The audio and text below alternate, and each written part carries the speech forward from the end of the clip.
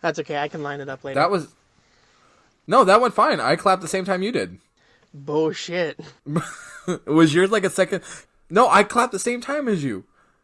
Hey, but this is how we do it. We get off on stuff. That's our. Wow, sounded worse. But it's actually true. Thank you for joining us today. This is Worth the Admission podcast. I am B. Frank. And I'm Travis. And here we talk about many things: movies, TV, and fandom. Pretty much anything pop culture, you can try and rely on us for it. And you did give me my top 10 list. So, Brando. Yerp. Yes? I said yerp. Yerp? Oh, yerp? Not. It's supposed to be yarp and narp. Yeah, it depends on what universe you're in. Speaking of universe, the crossover event for DC, Elseworlds. Let's talk about that. Because you know me, I try to keep up on it as much as I can. But I know you are the resident knowledge.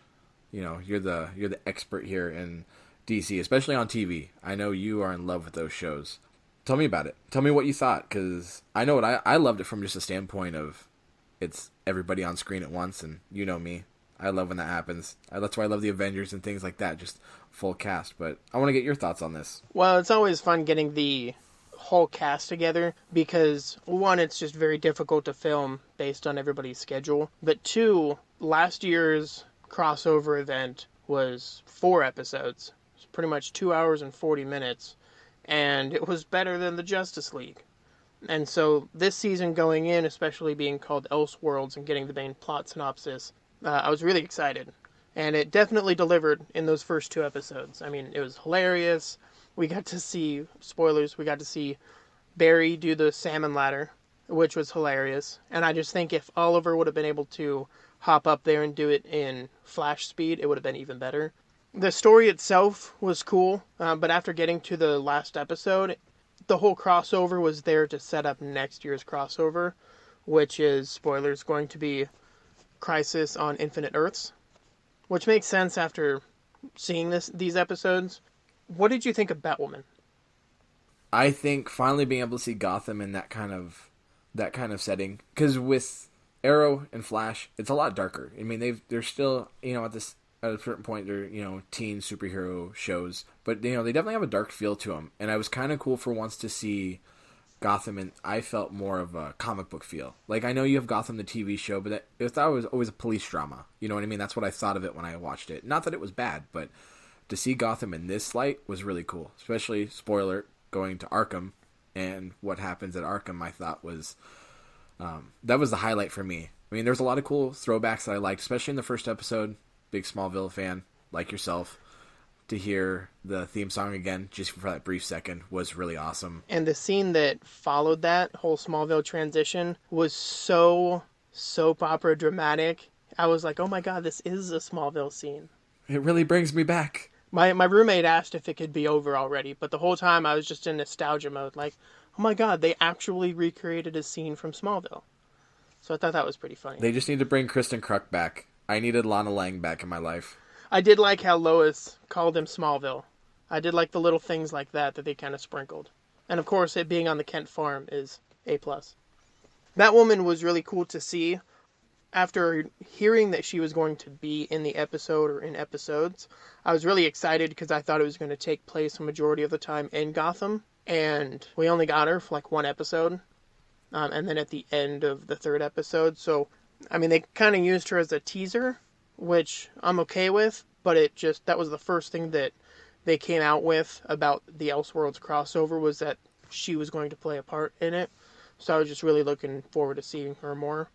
But every time she was on screen, minus her weird bat voice, she killed it. I think she'll do a really good job on the CW, especially if they're using this type of Gotham where Batman is a legend, as they put it, which was really cool. Oh yeah, it was almost like folklore. I mean, he kept referencing it where, he would say he's not real. And I just thought that was quite, I don't know, you see Superman obviously in Supergirl, and you also see him in Elseworlds, but I don't really know a whole lot about Supergirl, so I can't say if he pops up all the time, but to me it was like Batman almost felt like a superstar. That's the way they made him feel, at least Barry. Even when Barry references him, he references him like a little kid, reading a comic book. It's kind of awesome to know that they kind of paid him homage like that. It's hilarious because Oliver, when he said, no, I am the first vigilante, I thought that was hilarious. As far as Superman on Supergirl, apparently based on somebody else's knowledge who watches the show, he only shows up like 3 times. Twice in season 2 and then once in this season. And so his scene at the end about, spoilers, him and Lois going to a different planet to have their kid just felt really unnecessary. I don't know, the big problem, and not even a problem, but the big thing that I noticed about these crossover episodes was it was similar to 2 seasons ago where every episode it felt like a Flash episode, then it felt like an Arrow episode, then it felt like a Supergirl episode. Whereas last season, you've got one full story, and yeah, you might have the characters pop in, but it doesn't feel like anybody's episode. And it just kind of took away from that a little bit. They were still really cool episodes, but I think that they could have done better overall. Now, I have a question with like Black Lightning. Is he in the same universe and along that same timeline? Is there any way that they would possibly bring him in a future crossover? I know he's kind of off doing his own thing. Same with Legends of Tomorrow. Legends of Tomorrow is kind of taking its own interesting, different type of path, which I'm cool with. I mean, Constantine on the show this season has been great, but it's just very different than the rest of the Arrowverse shows. Black Lightning isn't technically an Arrowverse show because it's not set within the same capabilities currently. It's a strictly separate show, but there's always that possibility that Barry could travel to Earth 596 and pick him up. It just kind of depends on what's going on. Right now, Black Lightning has a very in-house type of issue. Like, it's all about his city, his small town, and kind of what's going on there, so it's hard to kind of step away, if that makes sense. Oh yeah, and see, like I said, I don't watch the show, but I do know I know it's really popular, and so I was just wondering if they were going to consider to bring all of them together. I mean, bring all 5 shows. I guess technically 6 if they do the Batwoman show. That would be insane. Which I believe they said awesome, is coming in 2019. But it would also be many hours. And yes, Batwoman comes out in 2019. Yeah, but they don't mind doing 3-night crossover as it is. That's already close to 2 hours. I mean, we're talking taking out commercials, a full runtime. I mean, that's a good, decent long movie. Yeah, it's something that they could do. I think the biggest thing is. The 2 big things are scheduling and overall story. Like, you have to be able to bring them in a way that doesn't seem outside of the world. Like, if Flash just pops in and is like, hey, Black Lightning, I need you, it's just going to feel weird. But if you build that up, kind of like how Barry went into Supergirl's season 1 episode, where he just kind of pops in, but in his episode, it's only been half a second. He goes, how long has this been?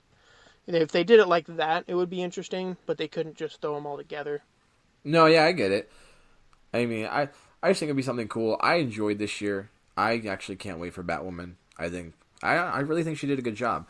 Yeah. I thought the Gotham that they showed, or at least what they teased. I mean, even going to Arkham, I thought that was really awesome. They were really going for it. The one scene, did you see Bane's mask sitting on the bookshelf? Yeah, next to Victor Freeze's gun. Yeah, I thought that was pretty awesome. See, I like the fanboy like that because I don't get to watch it. I don't watch as many of them. Like, I don't watch Legends of Tomorrow. I don't watch Black Lightning. So I don't really know what's going on with them. But from what I see, even from when Supergirl pops in, I enjoy it. I mean, I'm big Flash and Arrow. I mean, Arrow was the first one. I fell in love with that. And that season 6 now they're on? Yeah, I definitely enjoyed them. What else have you seen this week? It's 7, but you can skip 6. It wasn't that great. Why skip 6? You didn't like 6? Nobody liked 6. I like season 7 so far, though. Season 7's been really good. We'll just keep talking about Arrow now.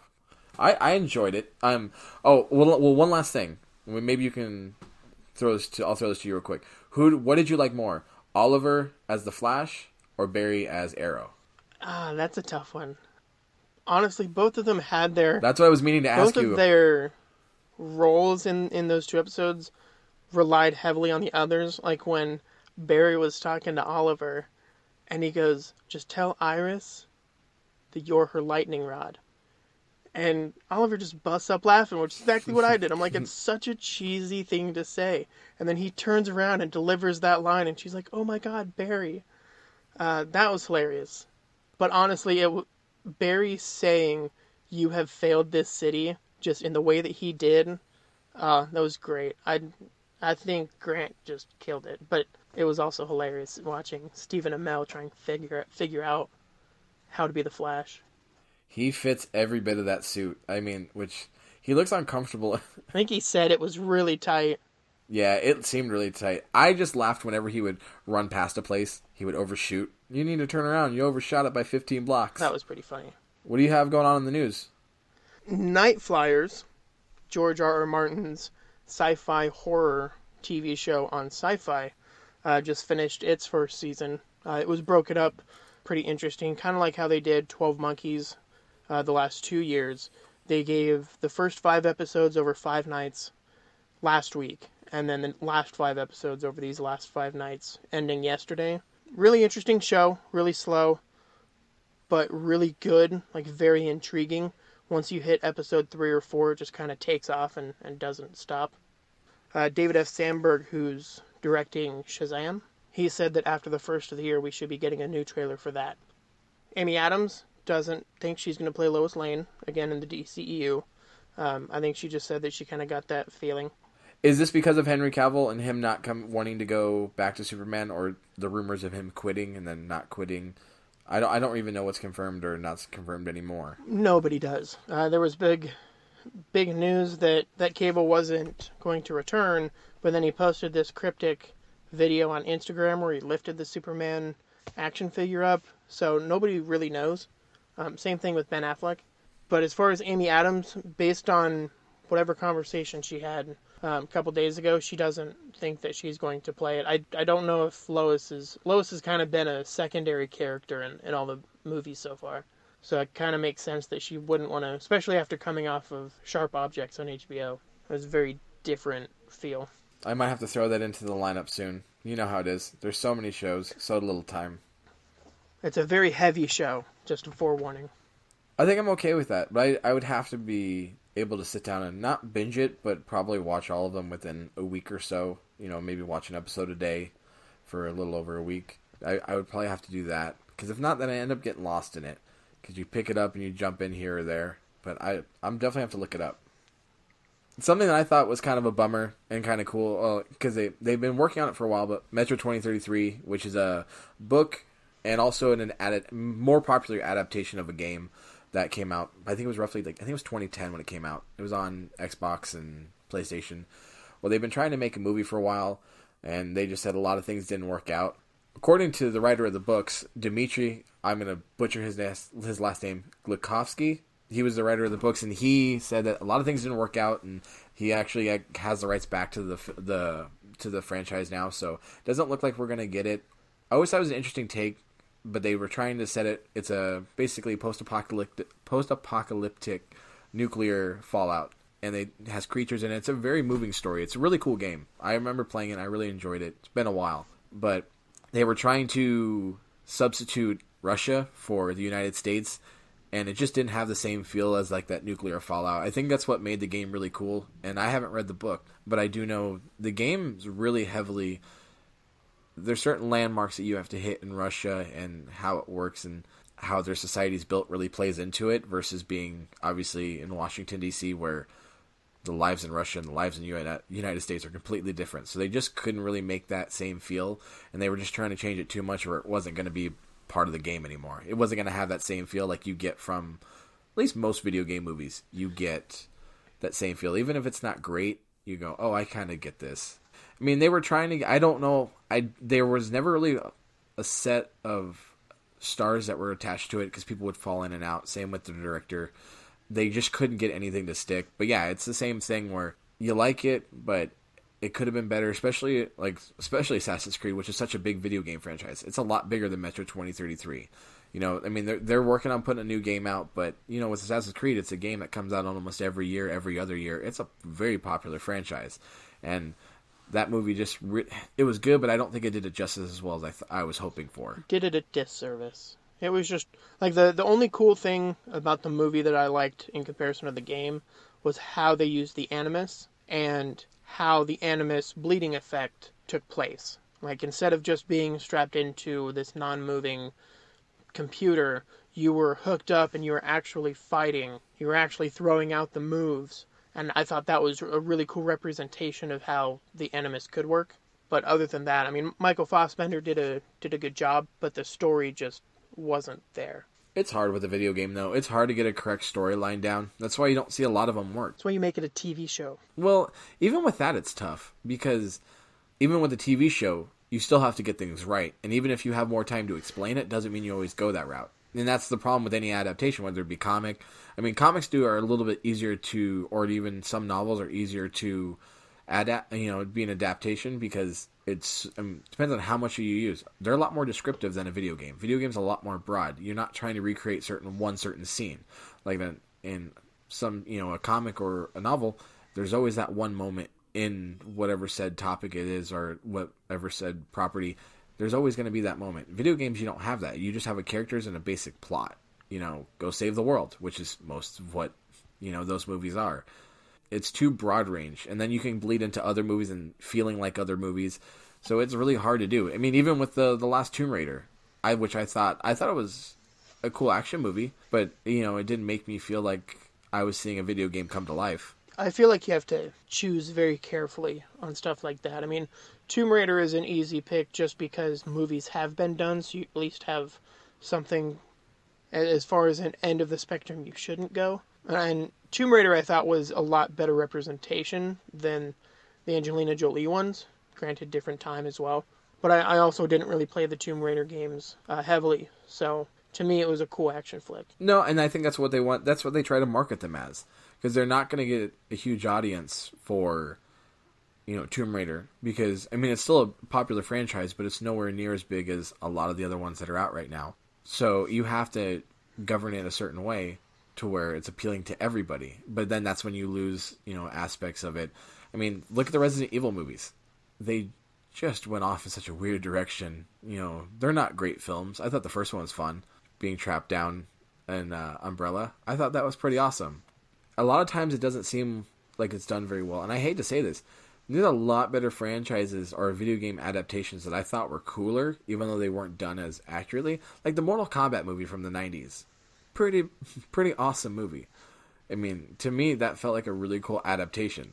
Not saying I genuinely believed it, and I know it's not the greatest movie. It's definitely not very well acted, but I enjoyed it because, seeing as an adaptation, I was like, "Oh, this is kind of awesome." I would actually like to see a new one made.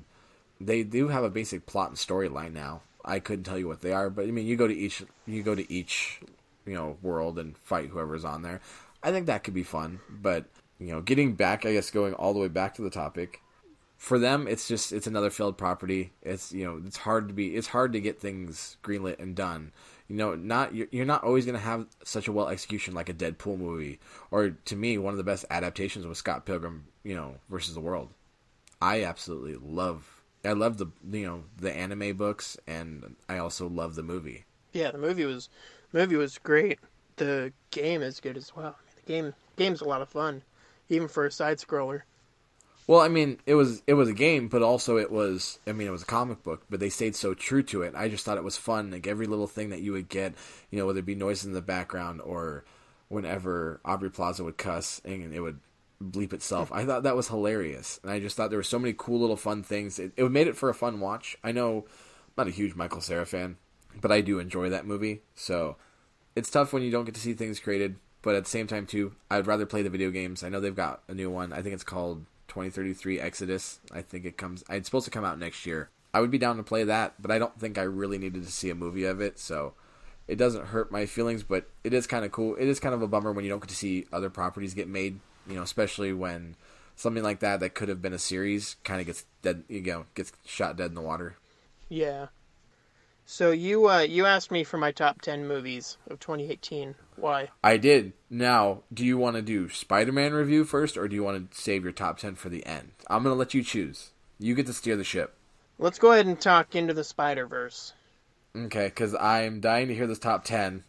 You get to see so many more movies, and I want to see where your mind is, especially in this year in movies where you had a lot of cool stuff. I think you're gonna be surprised on many levels. But I am jealous that you got to see Into the Spider-Verse, though. From watching the trailer over and over, because it looks so awesome, I think I talked my wife into go seeing go seeing it this weekend, so fingers crossed. But I want to hear what you thought. Try not to spoil too much of it. I do want to know how you liked it. Oh yeah, this is a fairly spoiler free. Okay, cool.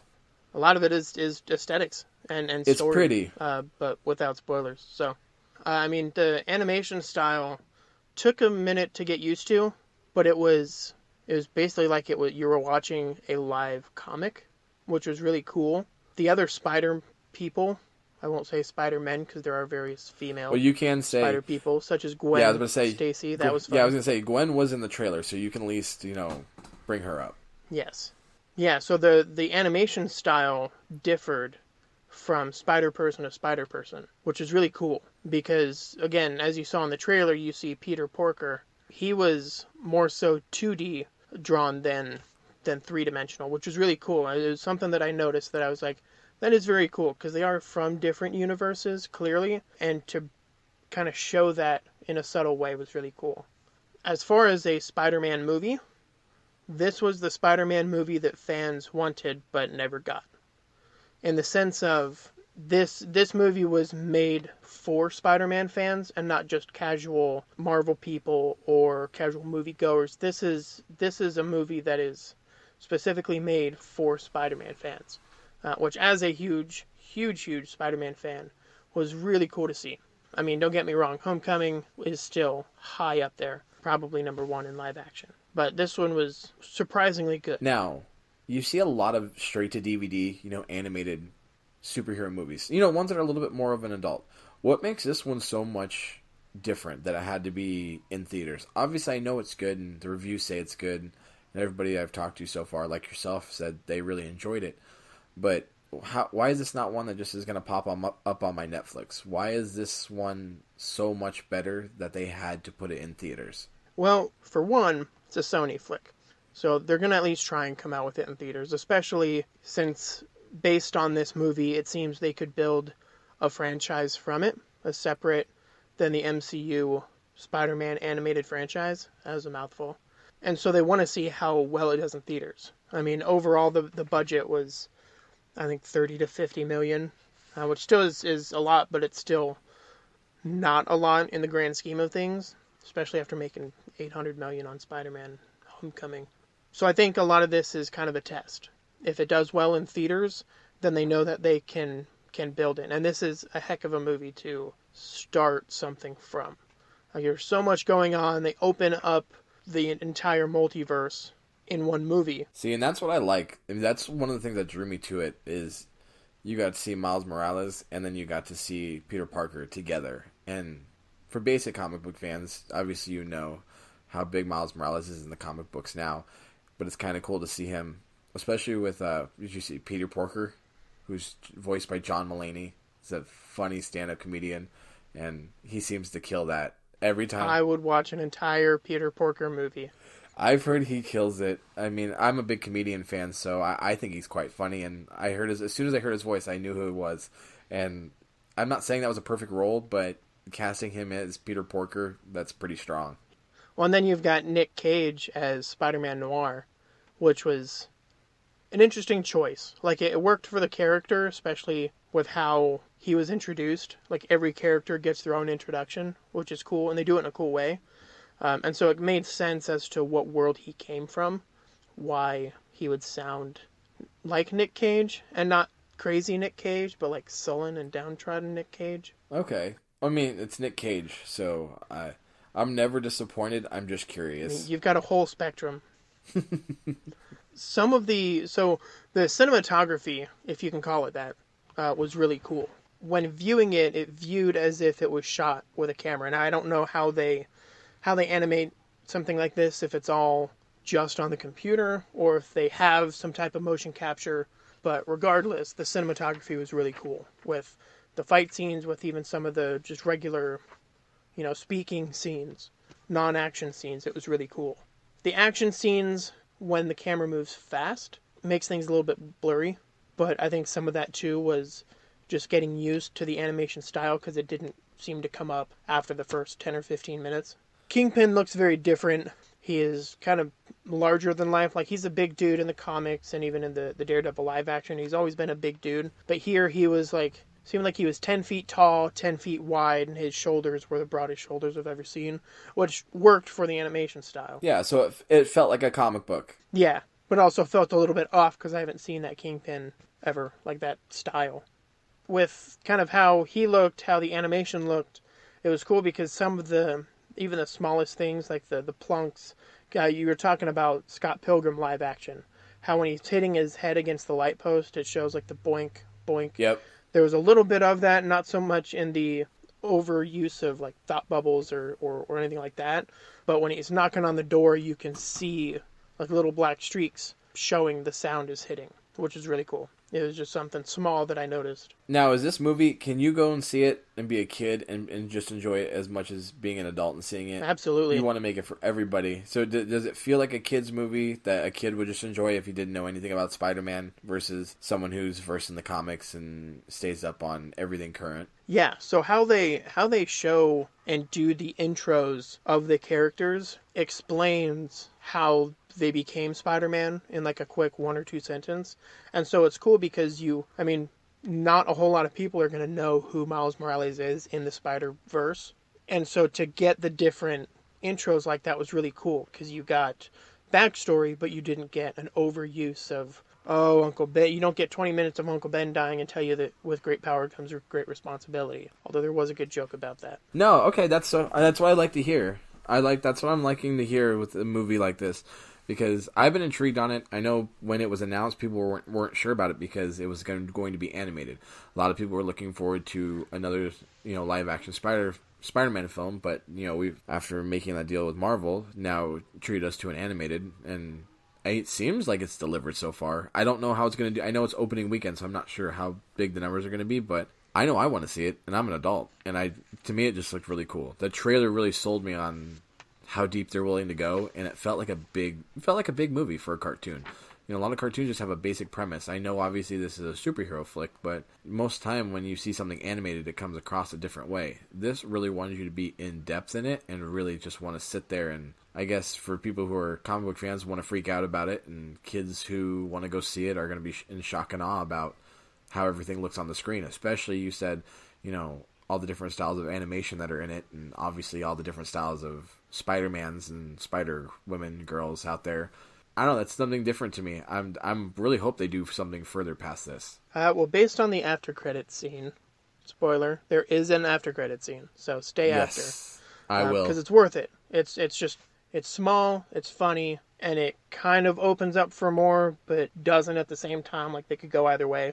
But it was really fun and funny to see. So they could do kind of whatever they wanted to.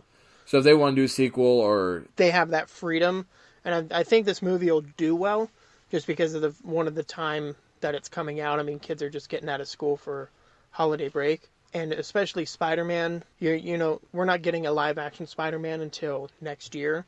So this is a very cool way of giving us what we want and feeding us for what we want more of. Yeah, see, I'm glad that hopefully we're going to be hearing them announcing a sequel very soon. And then a sequel to this? Yeah, did they already announce a sequel to this? No, not to this. I thought you were talking about live-action. No. I was like, bro, we got that like months ago. Tom Holland spoiled it for everybody. I know he did. But I'm still waiting on this trailer. I keep hearing about the synopsis and, reading it online and what it's supposed to be about. And I really want to see it. Marvel, if you could hurry up on that, make everybody's dreams come true. Which I'm guessing they would save it till Christmas and then drop it on Christmas so it just breaks the internet even more. Speaking of Marvel, though, and where it is now, Stan Lee had a cameo in good old Stan Lee fashion. And I almost cried. Because it was just, the scene itself was great, and his line just kind of, it made me miss him. I think everybody misses him. Steve Ditko, his name shows up on a cell phone, just as they're scrolling by. I happened to catch that. I thought that was really cool. And then there's a kind of a background mention of Tobey Maguire's Spider-Man movies. Like, it looks like it shows up on one of the TV screens. Oh, really? Yeah, like an animated version of Tobey Maguire's Spider-Man. I think it was a scene in Spider-Man 2, with how the how he was moving and stuff. But something to keep an eye out for. It's there toward the beginning. I thought it was cool. I love all the Easter eggs. That's pretty awesome. Yeah, there's plenty of them. I mean, I'm gonna have to watch it 3 or 4 more times just to even get close to catching them all. But overall, man, it was an experience. It was really cool. It was just under 2 hours, which is saying something for animated movies. I mean, most of the times they're 90 minutes to an hour 40. And so to see it run almost 2 hours, it definitely used that time wisely. So I'd say it's definitely worth the admission. Ah, there it is. There's our shameless But, plug. So, all right. So I got 2 more things I want to talk to you about, and then we'll get into your top 10 list. First, I know we got the holidays coming up. We've got 3 big movies coming out.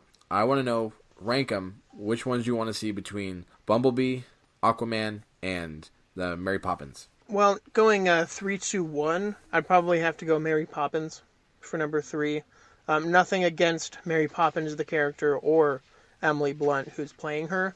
Mary Poppins, I haven't really seen since I was a kid, so it's more just specifically for my childhood. Not necessarily nostalgia. Yeah.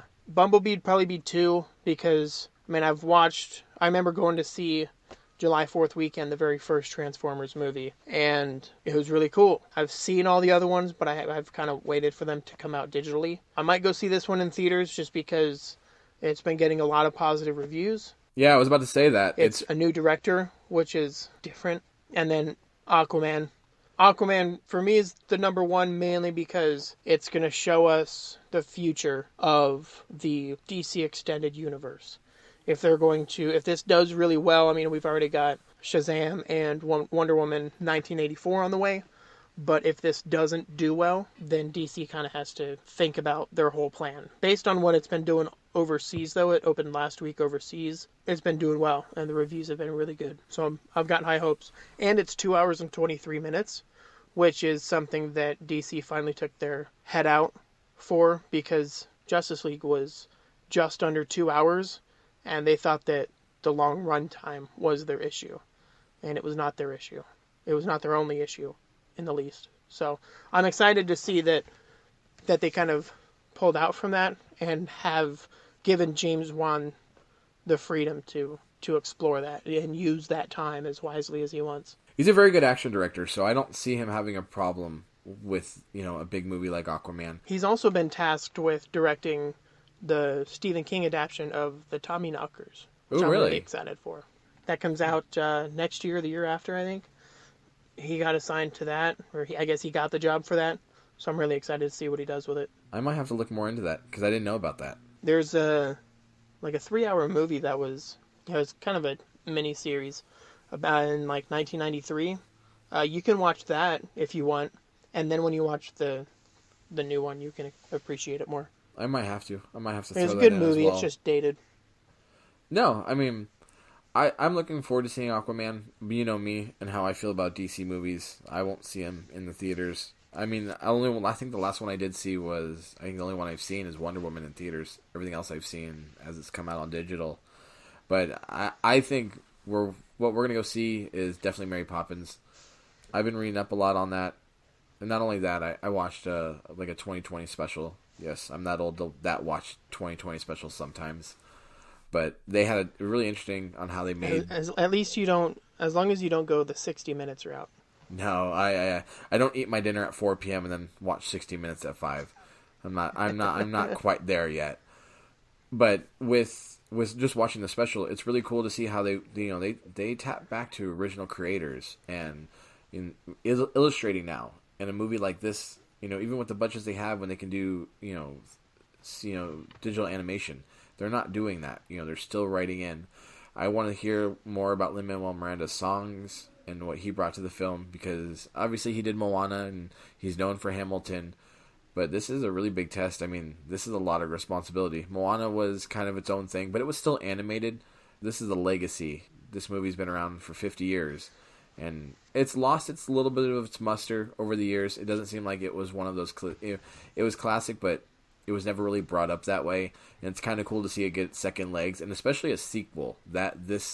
Obviously this later on in technology's advanced so much. Looking at it visually, I don't see a problem with what they're doing. I don't think anything looks too cheesy or looks under or overdrawn. You know what I mean? I like the little bit darker feel that you get, especially with them dancing in the rain, and then I think you see them with a night scene outside, on the stage. It looks really cool. I like the feel of it. I like the little bit darker vibe. Not saying it's a dark movie, but just, the filter that they put on it just gives it a whole different look to the movie. I'm really interested. I never thought I would be interested in Mary Poppins, but I really am. Yeah, you'll have to let me know how it is. But if you go see it in theaters, then you can tell me if it's worth the admission. I actually think we're going to go see that Christmas Eve. I believe we're going to go check that out. Because I believe it comes out... I think it comes out on Wednesday next week. I know one of those movies has a weird middle of the week start time. But I would be down. I'm really excited to see it. I'm down to see it. But the last thing I wanted to bring up is a new trailer for a Netflix movie, which is kind of my not get up on, but get prepared for. It's called Triple Frontier. Did you watch the trailer yet? I did. It's actually quite a compelling trailer.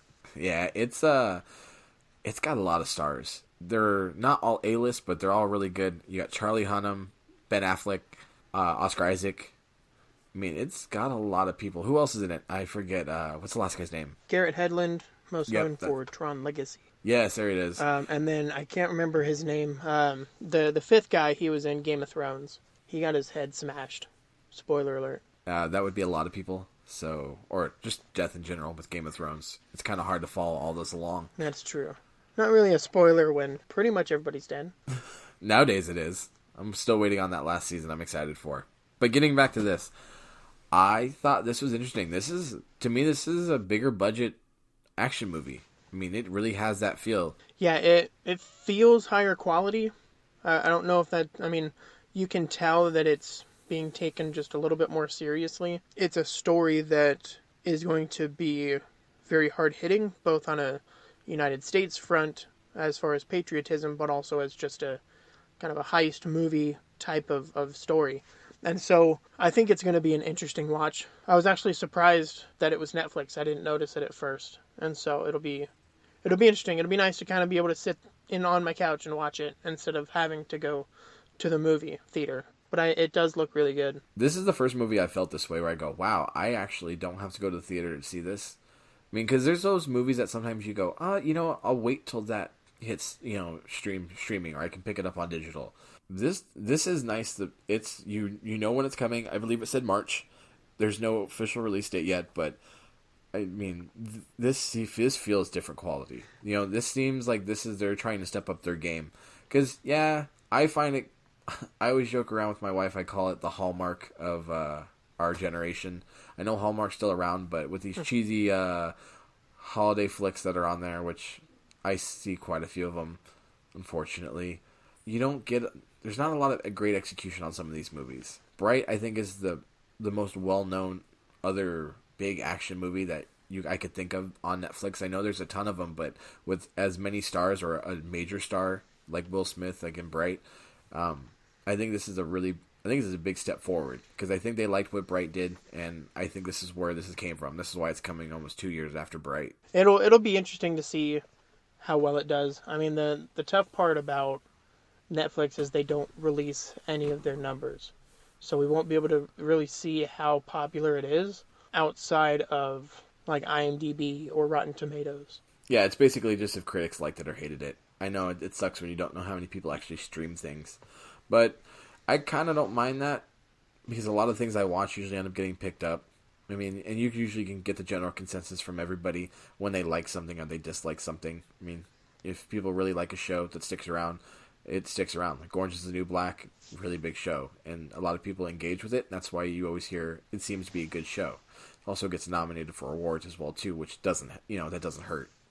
Well, with that being said, now I've waited for about a week now. I asked you to collect a list, and obviously I don't believe I've even seen 10 movies in the theater this year, so I can't really give a top 10 list. If I had to give one, Avengers Infinity War is my top movie. I love Deadpool 2 and The Incredibles 2 were probably my favorite movies. I think those are pretty much all the ones I've seen in theaters. That's actually pretty hilarious, because those are just some of the movies that I purposefully left out. Ooh. My top 10 includes movies that I think people should see that came out this year, and not so much what my favorite was, because yes, Avengers Infinity War would be my favorite, but that's also, as a standalone movie, you couldn't just go watch that movie. You couldn't just go watch Deadpool 2. You might be able to watch Black Panther, but I made my list with an exclusion of franchise movies. Ooh. Because, one, you want to be able to sit down and watch one movie. You don't want to have to feel like you need to watch previous movies. And so that's kind of how I built my list. Well, I like that. I also built it without putting any numbers. So these are just 10 of the top movies and not necessarily a ranking of the top 10 movies. Now, the first one I'm going to say is both a franchise and not a franchise, depending on how you take it. Halloween. Ooh, I really wanted to see this one. I love slashers. I love everything horror. If you know me, I love horror. I was really bummed I didn't get the chance to see this. I really want to know what you thought of it. I mean, just give me a brief summary. I know we've got 10 of them here, but... Michael Myers kills some people. Oh, does he? Is that a spoiler alert? If you've seen any other Halloween movie ever, no, it won't be. No, this one was really cool because it basically threw out the previous 7 or 18 different Halloween movies and acted as a direct sequel to the 1978 original. And so when the credits started rolling when it first started, it had the orange color and the glow, and it was really cool because I was like, this feels like a Halloween movie. It doesn't just feel like a movie with Michael Myers. This feels like a Halloween movie. And it was very interesting to see the old school and the new school type of horror, like the slasher horror with the environmental horror that movie brought out. I thought it was really cool. There's even a very slight moment of humanization for Michael Myers, which is really, really cool. As far as if you're a Halloween fan, just like based on the original, 8 out of 10. I believe that's hitting streaming. I believe that hits digital right around Christmas time. It's either on Christmas or it's the week after Christmas that it's going to hit. So I'm excited to check it out. I was really bummed that I didn't get a chance to see it again, but I'm excited. You talked it up big time, even previous before going to see it. But I am really intrigued about that moment of humanization that you talk about with Michael Myers, because that's not really a moment that you've seen. You've never seen that. Right. I mean, my favorite's still Halloween H2O. Don't ask me why. I just think it was because it was on all the time. But it's fun. It is fun. That's one of the more fun ones. But that's what I like to hear. So I'm excited. That's another one that's been on the list that I can't wait for it to come out to watch. But I'll patiently wait for that one to hit. What's your next movie? My next one is Black Klansman. Spike Lee joint, right? Yes. It was hilarious and serious and very informative. It was kind of just an all-around. The preview and the trailers make it seem like just a straight comedy, but there are some heavy, serious moments in it. But it also showed me the difference in technology when this story takes place, because it's based on a true story, and what we have available to us now. Essentially, the whole story is this African-American cop infiltrates the local KKK membership by talking to them on the phone and having Adam Driver show up in person. So they were both two halves of a whole person, and they kind of just how this con ran out with trying to take the KKK down. And Topher Grace, I don't think I could have ever imagined Topher Grace to throw out that many racial slurs. And it was baffling the most, but it was also funny because, he's Eric Foreman. So it's just funny to see him in that type of role. But it was also just it rolled off the tongue. Did it? So the delivery was definitely Did it there. make you uncomfortable? Because I know when I watched 42, and I don't know if you've seen that movie, with Chadwick Boseman, I believe he was in it. Chadwick Boseman, the one scene where they're in Philadelphia and he is saying the N-word and it just so comfortably rolls off the tongue. The skipper for the opposing team is just giving them all kinds of nonsense during the game, and it made me really uncomfortable. Does a racism like that come off to you in this movie? This movie will compound on top of that. Really? Like, there is a heavy use of, but that's because a lot of it revolves around them being in the midst of Klan members. It's like, yes, it's going to make you uncomfortable, but just to see how it all unfolds and to see the actors do it, to see how it all comes together, is very interesting to watch. I've heard nothing but good things. I know you've seen it. I know a couple other people have seen it. I've been intrigued, especially with hearing Topher Grace was in it, just because if you could have told me he was going to be in one thing and you gave me 100 guesses, I would have never guessed a Klansman. I think it was nominated for a Golden Globe. I think you're right. Next one on my list is Searching with John Cho. Those of you who may be familiar with I remember I just asked you about this movie. Harold and Kumar. Yeah, he's from Harold and Kumar. I remember asking you about this movie, and you were we were going to go into it a little bit deeper, and I want to know what you really thought about it. It was very surprising. Just it kind of caught my list earlier in the year, and it wasn't even released until like end of August. I don't know, something drew me to it. I checked it out, and it was really cool because it's told from various cameras. Cameras on a cell phone, on a computer, desktop on a computer, news cameras. I was actually pretty surprised about that. Using all of these different types of video camera systems to tell this story, and you see a back and forth between kind of what happened then, what happened now, and it was very interestingly told. It kind of shows you, how much do you really know about what's going on. You don't want to be overprotective, but you don't want to be careless either. It kind of pinpointed that, like what she's going through, what he's going through. And then in the background, there's, like in the background on the various videos on YouTube that you could click on, there's an entire alien invasion. So keep out for that. Very low key, but keep an eye out. That takes a weird turn. It's just there in the background.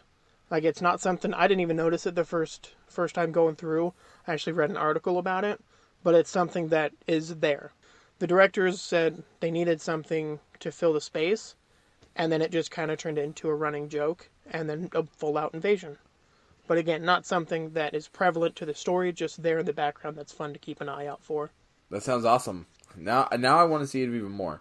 That's just a cool dynamic that now... I love Easter eggs. I don't know. I just love something when you're watching a movie, you always get to look out for something else. It kind of always makes you stay even more focused on the movie than you normally would be. So...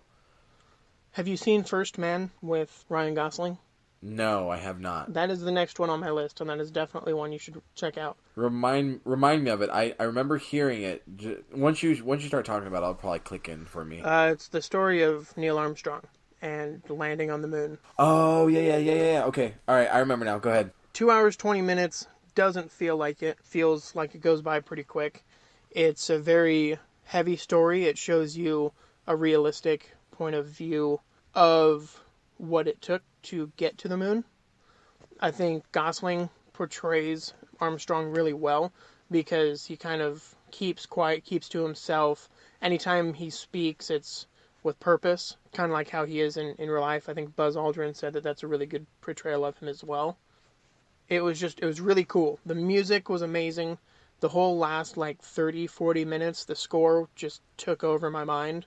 And it was all about the visuals and the music. Not even, it wasn't story. It was just watching and listening. And so it was really cool. The rest of the cast, it had a pretty big secondary cast, supporting cast. And they did great as well.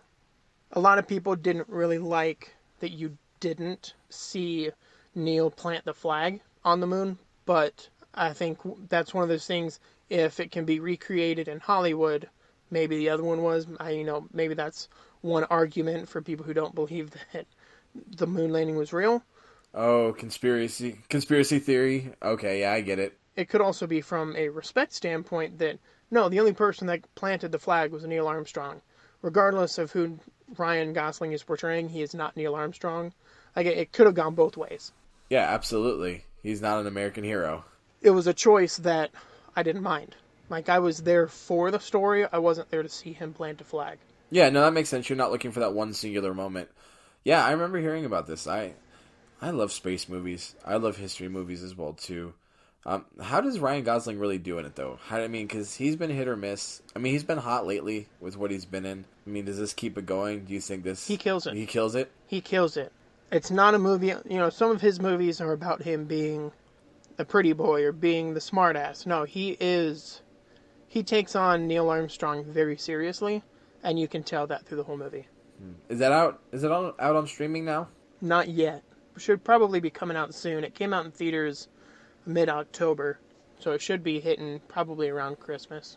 Okay, I'll have to keep an eye on that because that's one that kind of gets lost when you think about all the big movies and comic book movies and all these big franchises that you kind of lose out on some of these films. So I'm glad you're bringing that film up because I remember it now and I'm definitely in to watch it. Now, my next one is going to be on the complete opposite side. Oh, goody. With Hereditary. Do you remember seeing any trailers or do you remember seeing anything about it? I have nothing for you. I don't remember. It came out in theaters in June, but then a guy I worked with told me, he's like, I would recommend it. It's very good. It's a very interesting way to tell horror. And I was like, all right, I'll check it out. And he was exactly right. The trailer for the movie was done very purposefully in how it represented the movie. Not saying that it was misrepresented, but just how it went about representing what happens in the movie. It's a straight horror mystery, but it's not a jump out at you horror.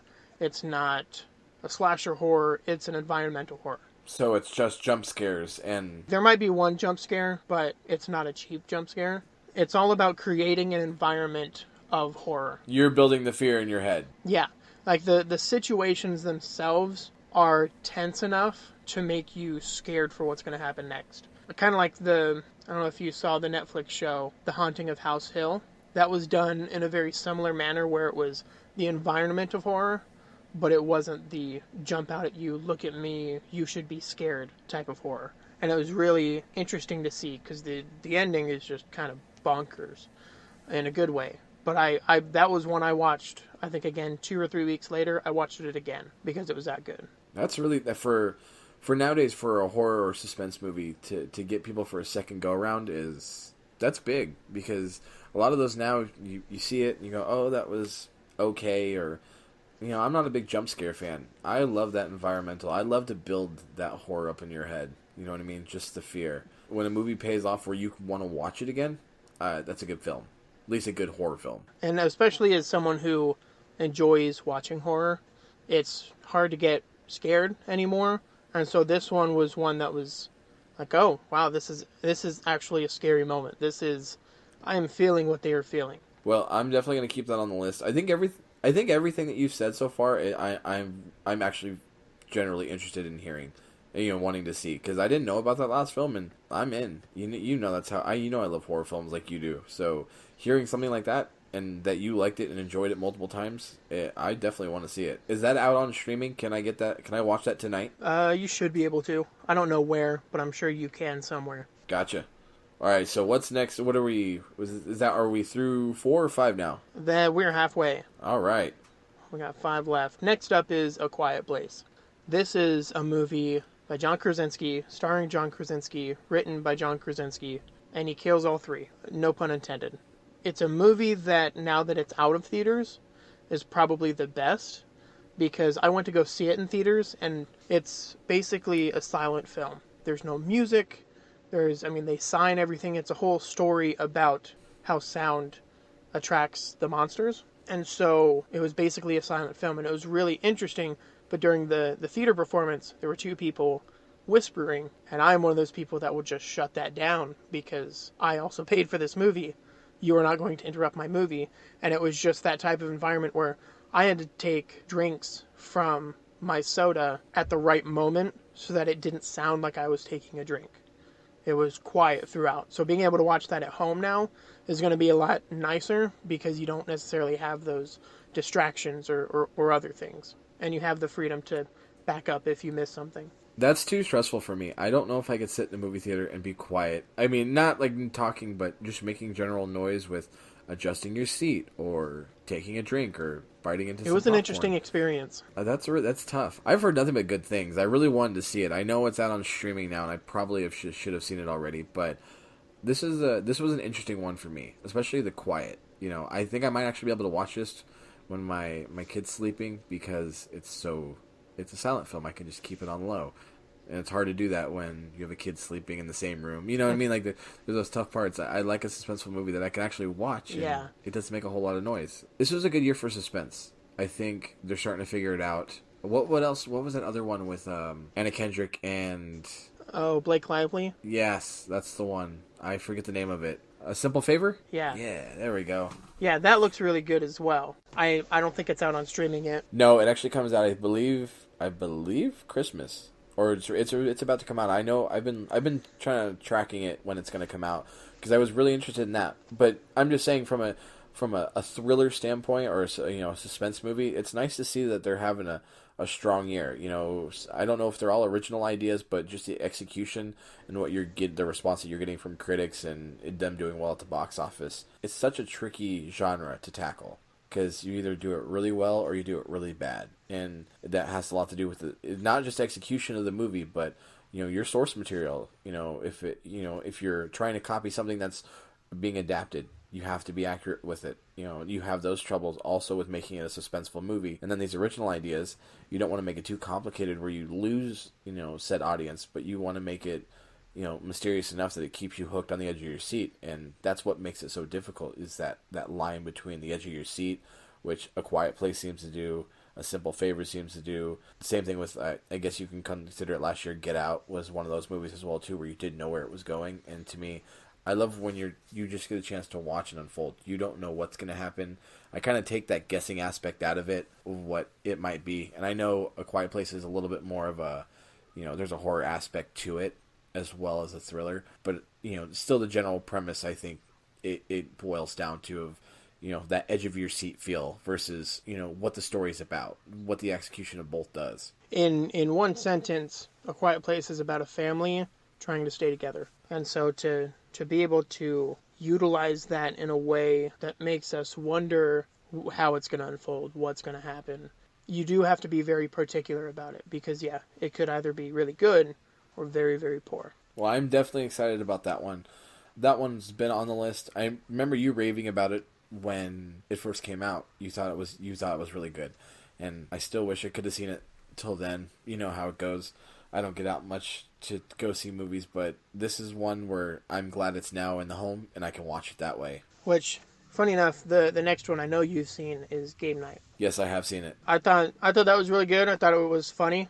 I thought that it was the best representation of mistaken identity in a comedic sense. What better way to tell that story than to do it that way? Like there has to be that moment of, no, this is actually just the game, and you're just really good at it. And then that realization of, oh, this isn't a game. Yeah, this isn't a game anymore. This is real life. That made the list. I had to have something lighthearted on here. I don't know if you have it on there, and if you do, please stop me.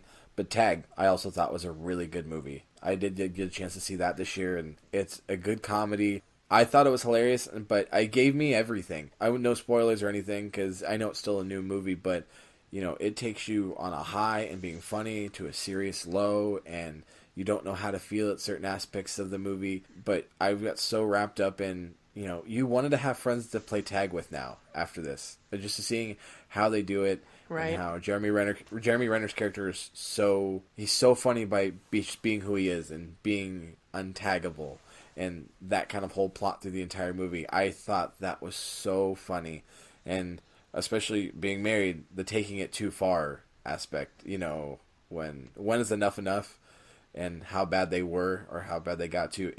I thought it was funny. I thought that was an honorable mention if you weren't going to mention it.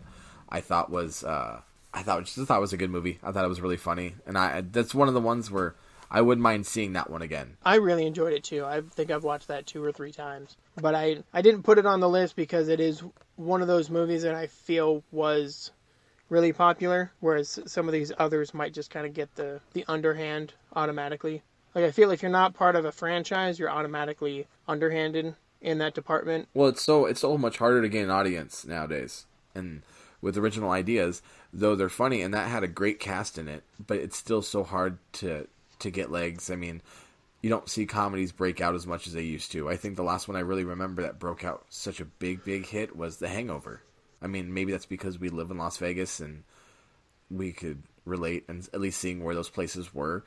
But comedies are so hit and miss. You go, oh yeah, that was cute, or that was funny, or it wasn't very funny. And I thought both of those movies, I would go, wow, it's just such an original idea. The premise of tag, just adults playing tag, when the basic line to it, and they've been doing it every year.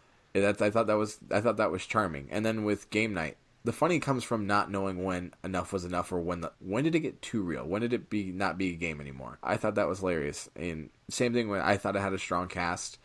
But, just with comedies, it's tough. It's tough for it to be really good. I think nowadays you almost have to be like Deadpool funny, where it's really funny comedy, but it has to be thrown in with action, or it has to be done that way. It can't just be a comedy all on its own.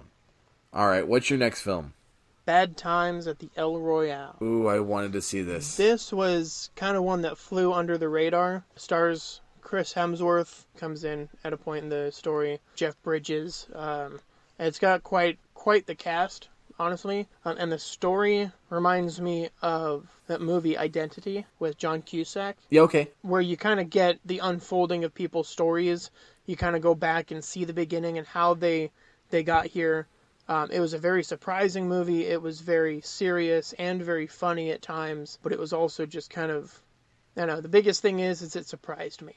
The cinematography was really cool. The way that it was written, the use of music, how the story unfolded, it was all really interesting and surprised the hell out of me. I remember seeing it. I remember seeing the preview for it.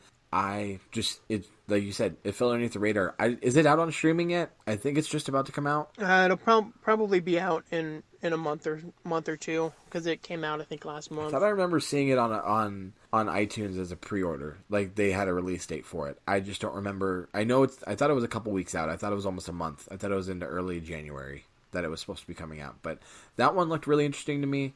I didn't see. Yeah, there's just a couple of them that just flew underneath the radar for me, and that was one. Who directed that? I forget. It was directed by Drew Goddard. He's most known for The Martian, producer. He was a writer on Cabin in the Woods. As far as directing, I mean, he's kind of spent a lot of time producing. I think he produced part of the Daredevil Netflix series. It's been announced that he's going to be the director for X-Force. Oh, okay. He's got a lot going on. He's a busy man, which is, I guess that's a good thing. And I'm excited to see X-Force as well, too. 9th on the list is 8th Grade. You had mentioned Bo Burnham and how you didn't really care for his comedy. This is a movie written and directed by him. The reason I put it on the list is because it does a really good job of portraying somebody in 8th grade who isn't necessarily the most popular person. It's a realistic view of 8th grade, of kind of being in that age group. And Bo Burnham said that he kind of wrote this and directed it because that's how he feels in the world. This is kind of how he feels, but it's just almost every moment of this movie is so awkward, but it's what makes the movie. Like, you watch it because you're like, wow, this is awkward. I'm curious to see how somebody gets out of this or how somebody deals with this. And it does a really good job of putting the drama and some of the slight comedy going back and forth. Like, it is funny, but it is also a drama at the same time. Well, I mean, I know, at least myself, I probably won't see it, but this is good for people who don't necessarily either know who Bo Burnham is or enjoy his work. This is a movie that they would like, especially like with like Kumail's, Kumail Nanjiani is the big sick, and that was a peer into his life. I think it's kind of cool that you're getting movies like this now that they're allowing comedians to make these. Both were about life experiences. For me, I'm not a big fan, but it is kind of cool to see these happening because you're going to see different stars that are going to get this. I mean, you're getting some adaptations on Netflix. I mean, they're picking up stuff for some comedians, and like Bill Burr has F is for Family. Just things like that are shows based off of a life. It's kind of cool to see that. I mean, I like what I like, and it's hard to change my mind. But it is cool to see something like this be successful, or at least on your list, because this means that it's making an impact, just not always as just like not as a comedian, but also putting those hats on to make a movie is, it's hard to do. So my respect and hats off to him, but I won't see it. Now, last on the list is a movie, an independent movie that was originally released in 2017, but was released widely in the United States in November of this year. Okay. So it is on the 2018 list. Fight me if you have an issue. I won't fight you. I'll just write you a strongly worded letter. It's called Time Trap. It was one that I was just kind of browsing about and was like, sure, let's see what this is about. I watched a trailer on it, and it's a very intriguing, trying to think how to word this. It's a very interesting look at time and how it passes outside of the time-space continuum. But it's not as scientific as that hopefully sounded. The main plot of the movie is these students go to a cave to try and find their professor. He's been missing for a couple days. And once they get inside, they notice that time moves differently in there than it does outside. You kind of get to see how that works with the current timeline and how it... I don't even know how to explain this movie without it sounding confusing. Well, I get I sort of get the gist. Is it kind of on? I don't want to say in terms of like Inception level, like with that kind of like time difference in reality. You know what I mean? Spoilers. Basically, they find that when they're inside the cave, time moves a lot faster outside. Like there's a barrier that they hit that they slow down to real time, and outside is moving considerably faster than inside. Okay, I mean, I get what you're saying. I mean, essentially, when you go in the cave, outside fast forwards. It's a much simpler way of explaining it than what I did. But yes, that's the main gist. And it's like an hour and a half. It's really cool to kind of see everything. See how it unfolds, see what works, what doesn't. And it's time travel and time stuff is very interesting to me. And obviously then you get into the conversation of what kind of time travel or what kind of time-space continuum are we working with.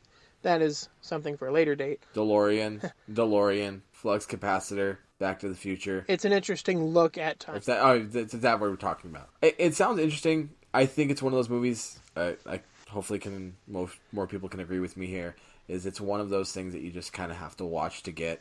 I mean, there are some movies like that where any kind of explanation is not going to do it justice. Well, I do like your top 10. I like that you made it versatile versus not just being a big franchise. You had a lot of horror, a lot of suspense, a lot of thriller, which I'm glad to see that made a strong year. I wish there would have been more comedies, but I understand nowadays it's hard to find a good comedy. There's definitely, I think there's something for everybody on that list, and that's kind of what I like. And even outside of it, there were so many other good movies out there this year. I mean, obviously you know all the big ones. Anything Disney, Marvel, it was out. We're gonna get more of the same next year. I'm really excited next year for the way movies are shaping up. You have Avengers Endgame. You got The Lion King. Yeah, I mean, I'm just excited. I have to watch Mufasa die in high definition. I don't know how I feel about it. We'll talk about that later. In theaters right now, other than Into the Spider-Verse, we just had Mortal Engines open up, directed by Peter Jackson.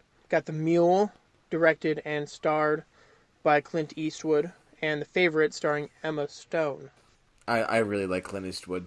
Even I'm excited. Age, I really want to watch it.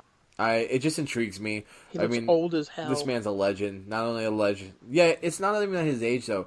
He's still motivated to find these great movies. And I know it's always just something different to me. Yes, he does play a lot of the grumpy old man thing, but I liked Gran Torino. I thought that was great. This movie looks fantastic as well, too. I think he did Unbroken as well, too, right? Or Unbreakable. Not Unbreakable. That was... Could be wrong. Could be... M. Night Shyamalan. No, it's not. That's not the movie I was... I know what I'm trying to say. In any event, with Clint Eastwood, I'm down to watch anything that he's in. Yeah, he may have lost a step, but I still think he puts out quality stuff. I think as a director, man's got a vision, and I like his vision. I think he does a good job. The way he still makes movies at his age is astounding to me. Oh yeah, he is... He understands how it works. Yeah, he knows the movie business, but he still even picks movies that resonate with me that I go, man, I would really want to see that. And it's not always just it's just Clint Eastwood. I still genuinely like what he picks and he chooses to direct. Speaking of, though, Unbroken, I just looked it up. Did you know, because I didn't, Angelina Jolie was the director on that one. That's what I thought. I was misspeaking because I don't know what I was aiming for. There's a movie in my head, but I just probably couldn't get there. I mean, there's so many other big movies that I could have thought of. But I just happened to pull it up. I didn't know Angelina Jolie directed anything, so that's cool. Man, he's directed a lot. Yeah, see, all right, I do remember the 1517 to Paris. I don't know if you saw that. I dug it. I did watch that this year. That's another one I did watch. Nope, didn't get a chance for that one. You didn't get a chance to watch that one? That's the one where they're based on true events, but this was about the failed plane jacking that they actually stopped. Wasn't it a train? It was two soldiers and his best friend that went on holiday. Breaking down, they're on the same train as this guy trying to hijack it, and it goes from there. And obviously, the hijacker doesn't win. That's why they made a movie about it. But it was really interesting how it was done. I remember that one. I quite enjoyed that. That's another one if you haven't seen and you like kind of that historical theater, these historical movies. I really like. Same with Sully. That's the one I was trying to remember was American Sniper with Bradley Cooper. Oh yeah, that was a great movie. That too. one, that was a heavy one. That was probably one of my favorite.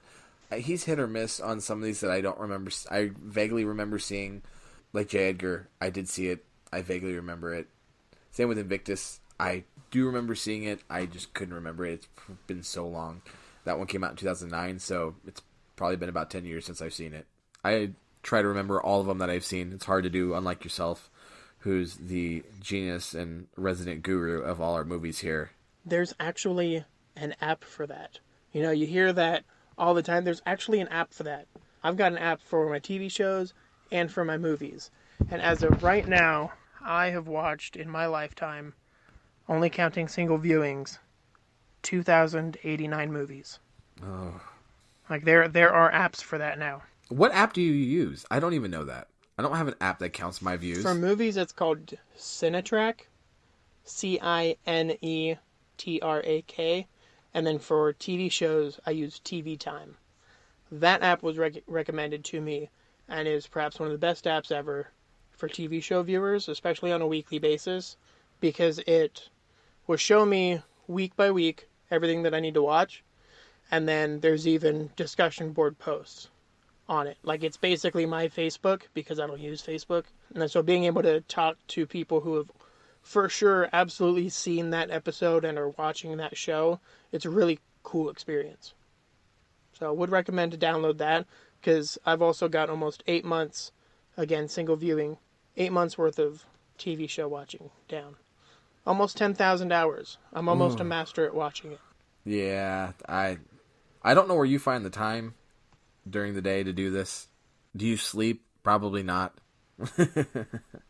Well, now I'm going to have to look that up. We might have to talk more about that off the podcast. But well, I had fun. I'm glad we were able to talk Spider-Verse. Obviously, we're going to try and get to seeing what's in theaters next time. I'm hoping I get to the theaters before then to watch Into the Spider-Verse. Fingers crossed. We got Aquaman coming out this week, too. Yeah, there's a lot of good stuff coming out before Christmas, so I'm excited to... I'm really excited to see how well Aquaman does. I've heard good things so far. Same with Bumblebee. I've heard it's really good. I'm hoping that they perform at the box office. That's how we get to keep nice things or fun things like this. So hopefully they both do well. Even me not being much of a DC fan, especially in their cinematic universe for movies, I'm hoping to see something cool out of it. To me, I like Jason Momoa. I think he's dreamy. B, he just seems like a really cool guy, and this role doesn't necessarily seem tailor-made for it, but he looks like he made it his own, so I'm excited. And then Bumblebee, I'm really hoping this is John Cena's big break. He's a good wrestler. I think he's a good actor as well, too. I think he's funny. I would like to see him in a serious role that's a big-budget movie like this. I mean, this is the kind of thing that The Rock went through when he had his big breakout. After he did a bunch of those, Scorpion King and Walking Tall. He did a bunch of those right at the same time, and it kind of blew him up out of the scene. Excited to see. Hopefully that this is a good stepping stone for him, because I think he's a good actor, and I'd like to see him in other things this big. And versus a lot of these indie movies are just really silly, awkward movies that he's in, because he doesn't really star. He's always a side character in a lot of these. So I'm hoping this does well. And then of course Mary Poppins. I'm really excited to see how it is on the big screen. I think it's going to be more than just seeing a movie. I think it's going to be an experience to see that kind of animation and the way the cinematography looks. I like the feel, so I'm all in. With that being said, thank you for tuning in. As always, I am B. Frank. And I'm Travis. And we are worth the admission. See you next week.